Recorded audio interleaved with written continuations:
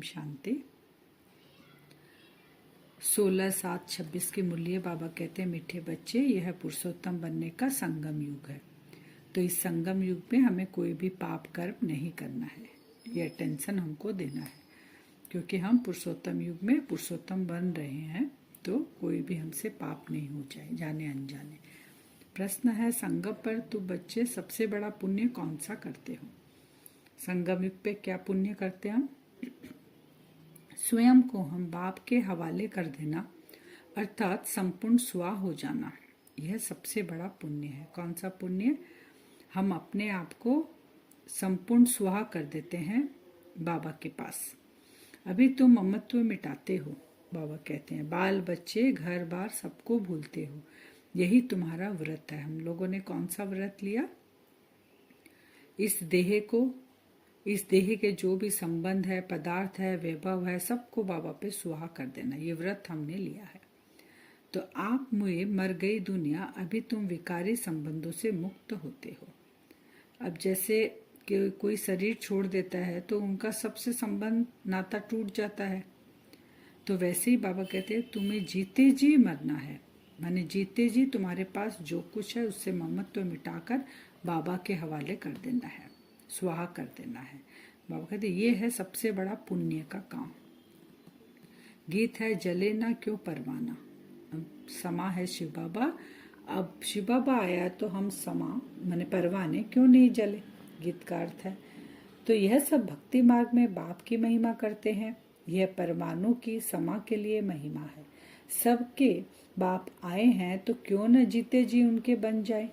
जीते जी कहा ही उनको जाता है जो एडप्ट करते हैं। पहले तुम आसुरी परिवार के थे, अब तुम ईश्वरीय परिवार के बने हो। शिव बाबा आके हमको एडप्ट करते हैं तो हमारा जीवन परिवर्तन हो गया। आसुरी परिवार से किस में आ गए? ईश्वरीय परिवार में आए। तो जीते जी हम मर गए, माने जीते जी बाबा ने हमको पुराना से सब कुछ खत्म कर नया जीवन दे दिया, जिसको फिर हम शरणागति कहते हैं। गाते हैं ना, शरण पड़े मैं तेरे, भक्ति मार्ग में कितना गाए हैं। अब प्रभु की शरण तब पड़े जबकि वह आए। भक्ति मार्ग में तो गाते रहते देवी देवताओं की मूर्ति के आगे जाके। बाबा कहते हैं, अब असली में शरण तो मैं आया हूँ, मेरी पढ़ते हो तुम, माने मेरे पास आते हो। अपनी ताकत दिखावे, जलवा दिखावे, वही सर्वशक्तिमान है ना। कौन है? शिव बाबा। बरोबर उनमें कशिश भी है ना, सब कुछ छुड़ा देते हैं। बरोबर जो बाप के बच्चे और बच्चियां बनते हैं वह आसुरी संप्रदाय के संबंध से तंग हो जाते हैं। बाबा के बच्चे बन गए तो हम तंग किससे होते हैं? क्योंकि बाबा को पुकारते ही हैं हम लोग। सबसे पहले द्वापर युग में, भक्ति मार्ग में हम ही पुकारते हैं। तो बाबा कहते हैं हम आसुरी संप्रदाय से तंग हो चुके हैं। कहते हैं, बाबा कब ये संबंध छूटेंगे? क्योंकि वो तो जानते हैं, जिनको ज्ञान नहीं मिलता है, या जो द्वापर युग से आत्माएं आती हैं, उनके अंदर वो लास्ट में बाबा को ज्यादा तड़प कर पुकारती है। क्योंकि उनको ये नहीं पता कि हमें मरजीवा जन्म जीना है या सतयुगी संस्कार उनके अंदर है। तो बाबा कहते तुम ही पुकारते हो बच्चे, तुम ही जानते हो कि हम आसुरी संप्रदाय में हैं। तो बाबा को पुकारते हैं कि हम कब इन संबंधों से, बंधन से छूटेंगे। यहाँ यह पुराना संबंध भुलाना पड़ता है। बाबा कहते हैं, आत्मा जब देह से अलग हो जाती है तो बंधन खलास हो जाते हैं। इस समय तुम जानते हो सबके लिए मौत है, और यह जो बंधन है यह सब विकारी है। तो अब विकारी बंधनों को बाबा कहते हैं जितने भी है सब अब खत्म होने वाले हैं, सामने मौत खड़ी है। अगर हमको यह पता चल जाए कि हम 6 महीने, 2 महीना या 1 महीना बाद इस डेट के दिन हमको जाना है, अगर ये हमें पता चल जाए और ये सत्य है, मैंने जाना ही है, ऐसे नहीं कि गलत बात है, अगर हमको ये पता चल जाए तो तब आप अपना देखिएगा आपका कितना माने इस पुरानी दुनिया के साथ मन लगेगा। सब आपको क्या लगने लगेगी? बाबा कहते हैं सब आसुरी लगने लग जाएंगे। उस बंधन से हम छूटना चाहेंगे, ममत्व हटता जाएगा। क्योंकि जब पता चल जाएगा ना कि अब हम जाने वाले हैं, हम इस दुनिया में लिप्त क्यों रहते हैं? क्योंकि हम को पता है कि अभी 40,000 लाखों वर्ष है ये दुनिया, फिर आएंगे इस चक्र में, फिर आएंगे इस चक्र में, ये चलते ही रहता है। और कितना हम जमा कर कर रखते हैं जन्मों जन्मों का। लेकिन बाबा कहते हैं अब यहाँ पर परिवर्तन का समय है, तुम कलयुग से सतयुग में जाओगे, तुम अभी पुरुषोत्तम बन रहे हो, तो यहाँ का जो कुछ है उससे ममत्व नहीं मिटाएंगे तो उस दुनिया में तुम जा नहीं सकेंगे। तो बाबा कहते हैं निर्विकारी संबंध में तो थे, फिर विकारी संबंध में पड़े, फिर हमारा निर्विकारी संबंध होगा, ये चक्र चलता है। अभी विकारी फिर निर्विकारी बनेंगे, फिर विकारी बनेंगे। ये बातें बाबा कहते किसी की बुद्धि में नहीं होती, बच्चे जानते हैं। हम आसुरी बंधन से मुक्त होने का पुरुषार्थ अभी कर रहे हैं, बाप से योग लगा रहे हैं। बाबा कहते हैं रावण एक तरफ राम, ये बातें दुनिया नहीं जानती। रावण और राम कब है?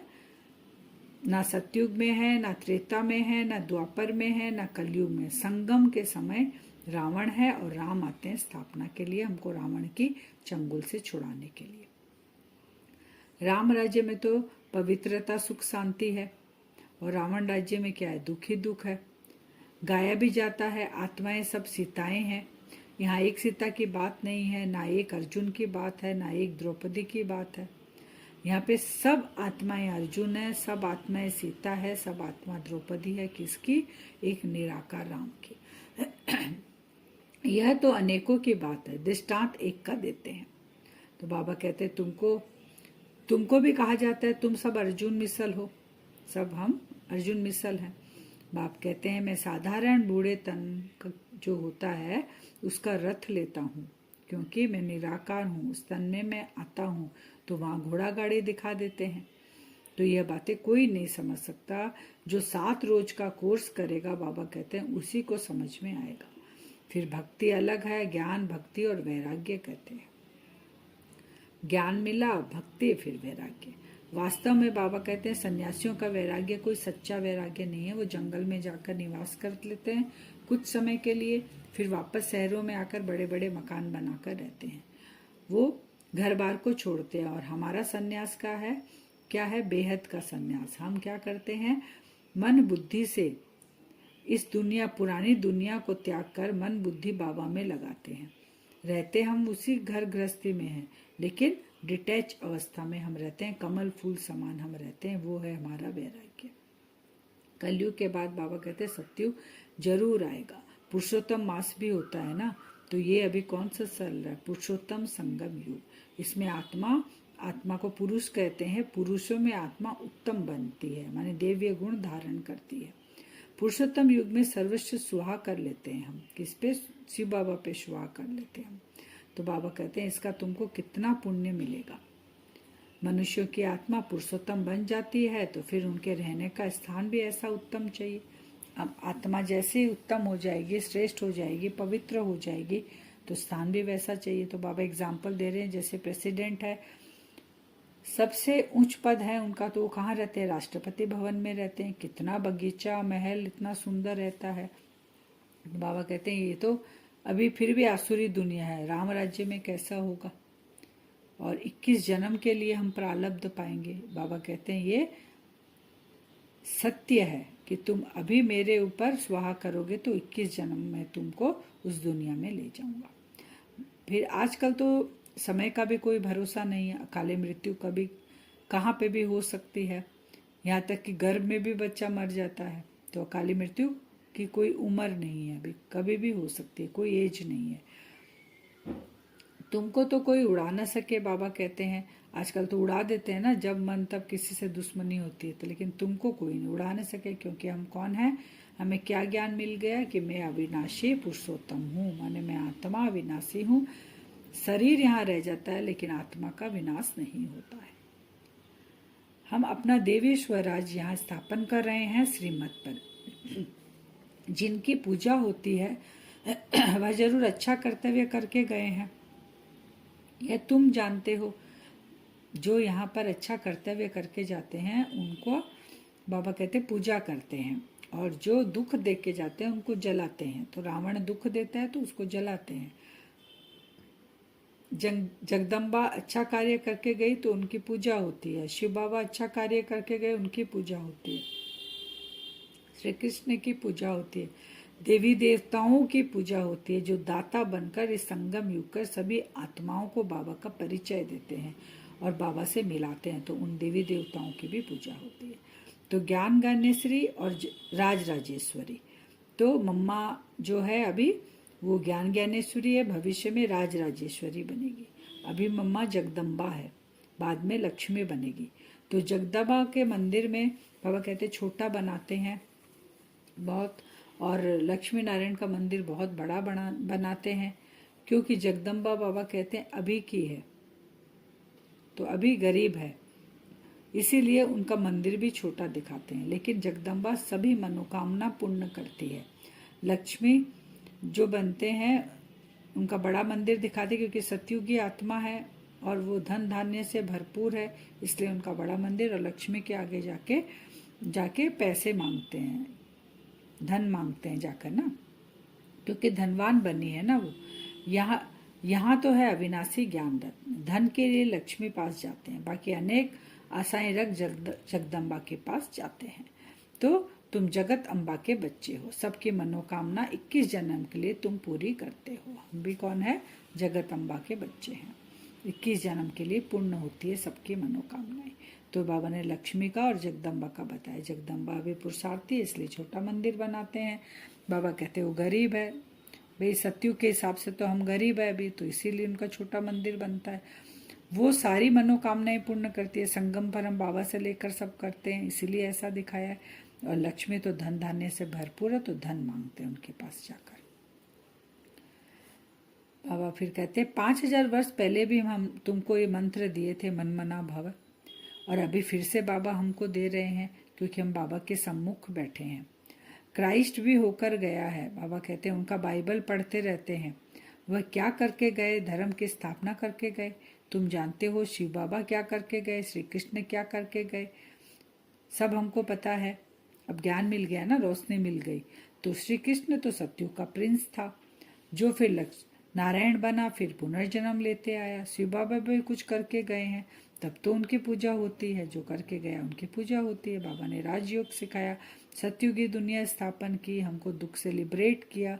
तो बाबा की हर जगह शिवलिंग बैठाकर पूजा की जाती है। जानते नहीं है, फिर भी शिवलिंग हर जगह बैठाकर पूजा करते हैं, क्योंकि बाबा हमको इतना भरपूर करके गए आधा कल्प के लिए। श्री कृष्ण की वंशावली तुम बैठे हो। राजा रानी को माता पिता अन्नदाता कहते हैं। राजस्थान में भी राजा को अन्नदाता कहा जाता था।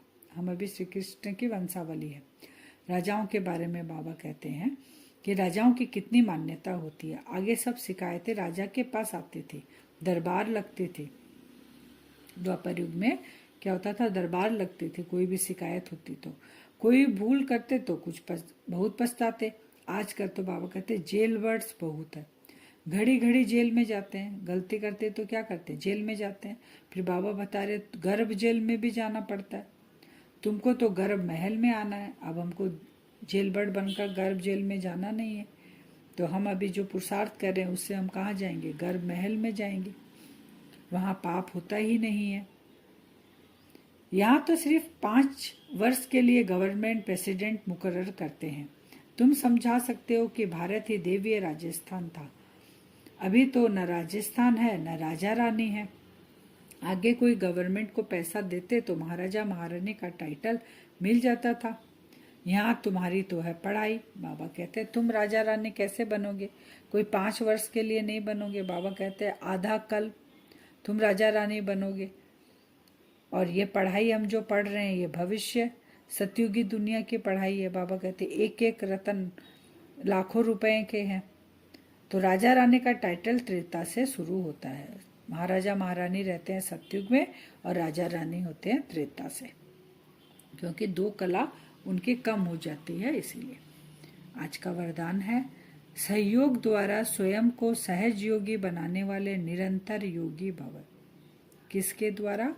सहयोग द्वारा स्वयं को सहज योगी बनाने वाले निरंतर योगी भव। सहयोग दे रहे हैं बाबा का जो ये रुद्र गीता ज्ञान यज्ञ, इसमें हम मददगार हैं। तो इससे हम सहज योगी बनेंगे और निरंतर योगी बनेंगे। संगम युग पर बाप का सहयोगी बन जाना, यही सहज योगी बनने की विधि है। जिनका हर संकल्प, शब्द और कर्म बाप की व अपने राज्य के स्थापना के कर्तव्य में सहयोगी रहने का है, उसको ज्ञानी योगी तो आत्मा निरंतर सच्चा सेवाधारी कहा जाता है। मन से नहीं तो तन से, तन से नहीं तो धन से, धन से नहीं भी तो जिसमें सहयोगी बन सकते हो उसमें सहयोगी बनो। तो यह भी योग है। जब हो ही बाप के तो बाप और आप, तीसरा कोई न हो, इससे निरंतर योगी बन जाए। किसकी सेवा कर रहे हैं?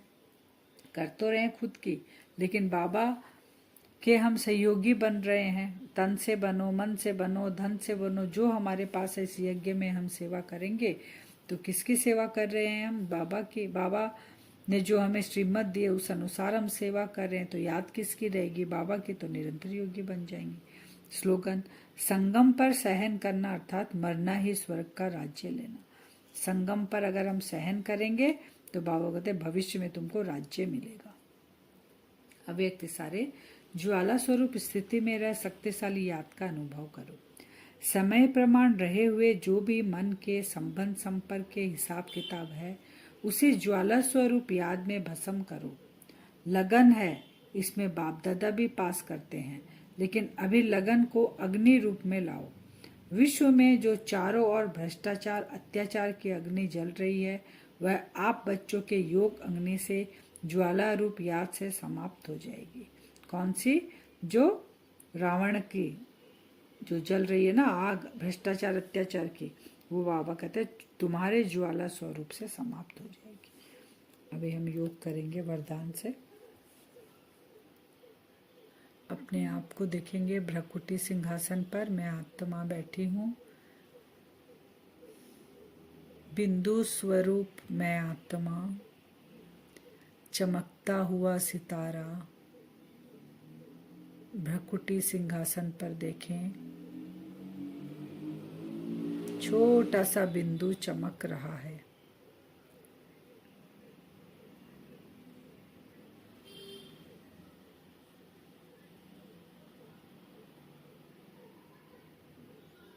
अपने आप को विजुअलाइज करें सूक्ष्म वतन में बाप दादा के सामने। अपने सूक्ष्म शरीर के साथ सूक्ष्म वतन में देखें बाप दादा मेरे सामने हैं।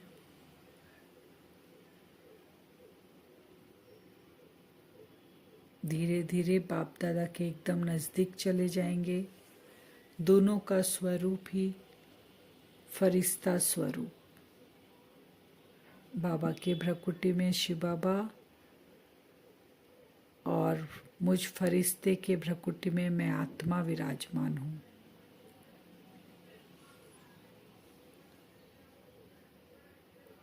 बाबा ने एक हाथ मुझ फरिश्ते के सर पे रखा और एक हाथ बाबा पकड़े हुए हैं और पावरफुल दृष्टि दे रहे हैं मुझ आत्मा को।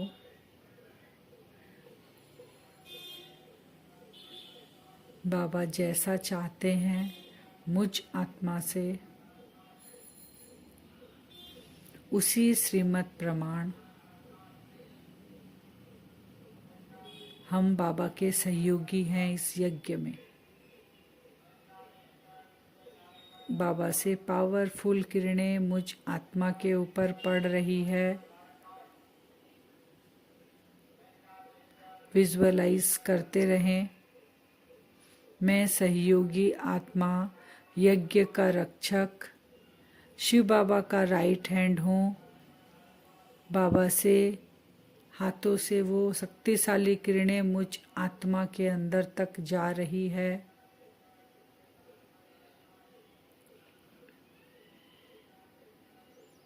बाबा ने हाथ पकड़ा है, मैं फरिश्ता फुल्ली चार्ज हो रहा हूँ। ऊपर से बाबा वरदानों से भरपूर कर रहे हैं। दूसरा हाथ पकड़कर मुझ फरिश्ते में शक्ति भर रहे हैं और बाबा के भ्रकुटी से आँखों से वो पावरफुल शक्तिशाली किरणें मुझ आत्मा में प्रवेश कर रही है।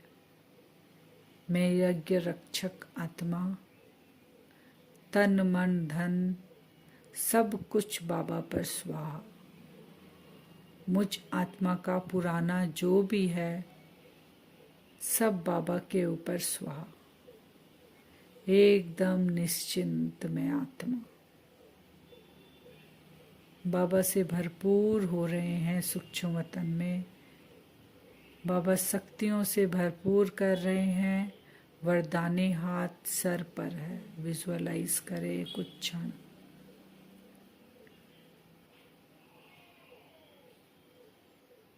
मुझ आत्मा का और किसी के साथ कोई संबंध नहीं, बस मैं और मेरा बाबा, तीसरा और कोई नहीं। निरंतर अपने आप को देखें, निरंतर बाबा की याद में खो जाएं।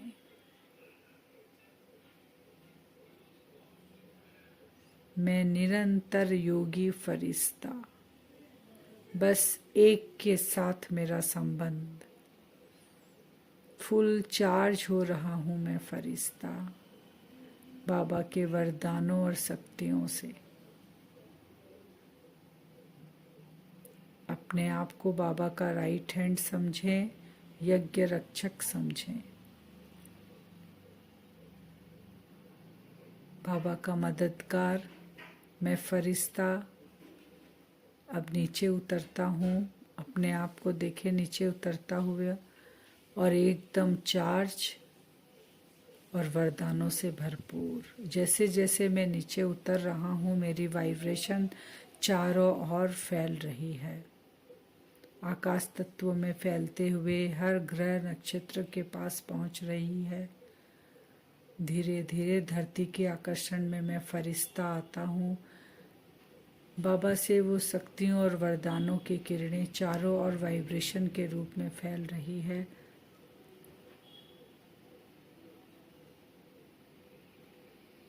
आत्माओं को भी टच कर कर निकल रही है ये वाइब्रेशन। उन आत्माओं को भी सुख और शांति का अनुभव हो रहा है।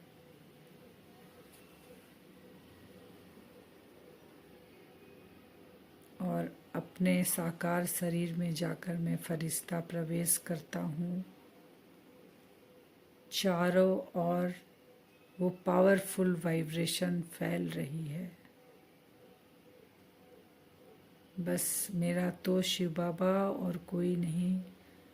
निरंतर योगी अवस्था। सारा दिन हम ये प्रैक्टिस करेंगे। अपने आप को निरंतर योगी की अवस्था में रखेंगे। बाबा से फरिश्ता चार्ज होके आएंगे। मैं यज्ञ का सहयोगी, यज्ञ रक्षक फरिश्ता हूँ। ये स्वमान में रहेंगे। ओम शांति।